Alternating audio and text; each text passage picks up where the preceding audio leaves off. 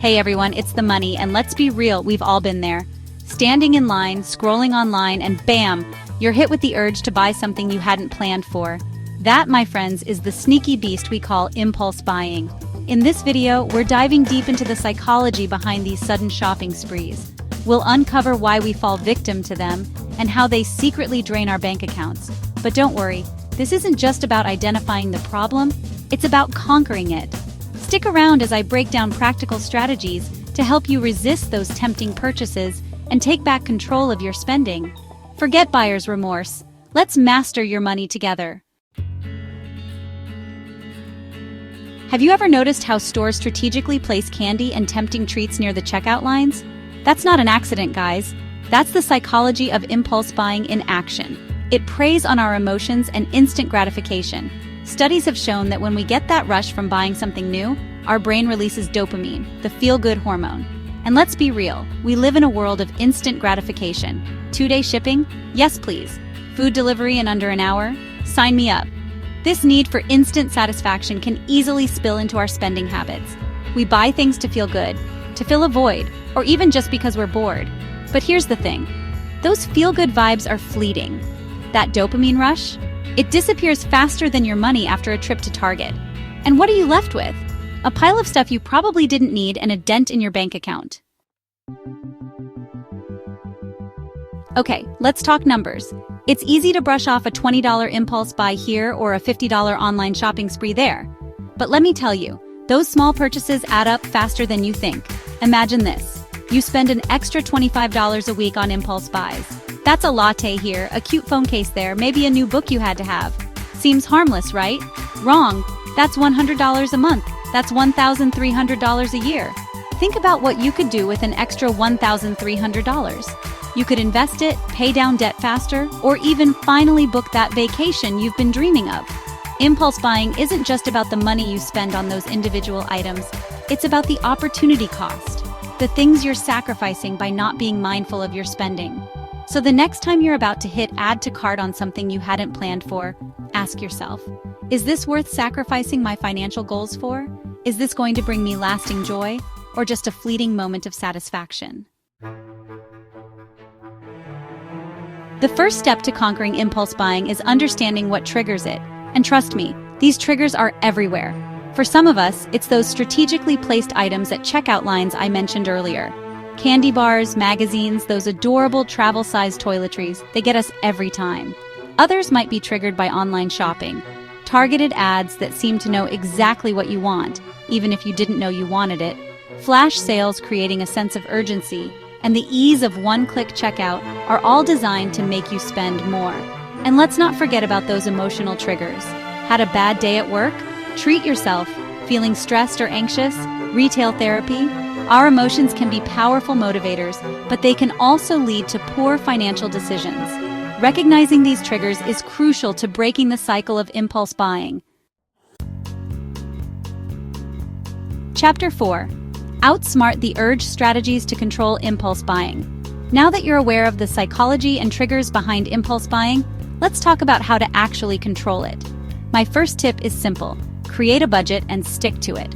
Having a clear picture of your income, expenses, and financial goals can help you make more conscious spending decisions. Next, implement the 30-day rule. Thinking about buying something you didn't plan for? Wait 30 days. If you still really want it after 30 days, then consider buying it. This cooling-off period can help you avoid making rash decisions and give you time to determine if it's a want or a need. Another powerful strategy is to unsubscribe from tempting email lists. Unfollow social media accounts that constantly push you to spend. Out of sight, out of mind, right? Chapter 5. The payoff benefits of conquering impulse buying. Trust me, I know firsthand that breaking free from impulse buying can be tough, but the rewards are more than worth it. Imagine this.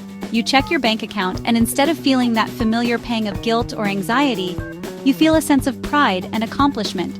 You're no longer living paycheck to paycheck. You're financially secure and in control of your money. Remember that $1,300 we talked about earlier? The money you could be wasting on impulse purchases? Imagine putting that towards your financial goals year after year. You could be well on your way to financial freedom, investing in your future, and living life on your own terms. But it's not just about the financial benefits. Conquering impulse buying also brings a sense of peace of mind. You're no longer controlled by external forces or fleeting desires.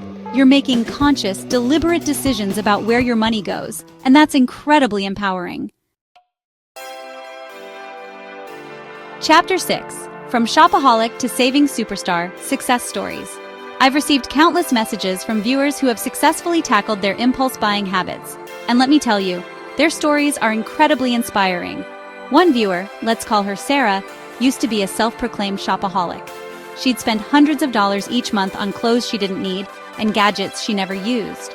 But after watching my videos on budgeting and mindful spending, she decided to make a change. She implemented the 30-day rule, started tracking her spending, and even picked up a side hustle to boost her income. Fast forward to today, and Sarah has paid off thousands of dollars in credit card debt and is now saving for a down payment on her first rental property. Another viewer, let's call him John, was stuck in a cycle of emotional spending. He'd buy things to cope with stress or boredom, which only led to more financial anxiety. But after realizing the hold his emotions had on his spending, John decided to find healthier coping mechanisms. He picked up running, started meditating, and began journaling his feelings instead of burying them with shopping bags. John was able to break free from the emotional spending trap and is now on track to retire early and pursue his passion for photography full-time. These stories are proof that you don't have to be a slave to impulse buying. With the right mindset, strategies, and support, you can achieve your financial goals and live a happier, more fulfilling life. Outrow, take control, your money, your rules. So there you have it, guys. We've gone from the sneaky psychology of impulse buying to its impact on your wallet and finally to arming you with the tools to control it. Remember, it's not about depriving yourself. It's about making smarter choices that align with your financial goals. Start by being honest with yourself about your spending habits. Identify your triggers, implement those strategies, and celebrate those small victories along the way. Remember those success stories? That could be you. Leave a comment below and let me know which strategy you're going to try first. And don't forget to subscribe for more tips on mastering your money and living your best financial life. Until next time.